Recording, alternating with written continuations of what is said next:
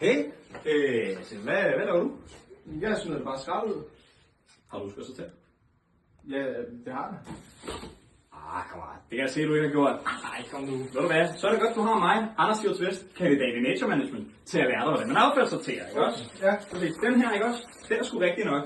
Det er bio, ikke? Det er jo en lille banan. Ja. Men sådan noget her, som en lille kop her, det er jo plast, kan du se. Så den skal her. Og den er der. Ja, præcis, ikke også? Så den her, kan du gætte, hvor den skal hen?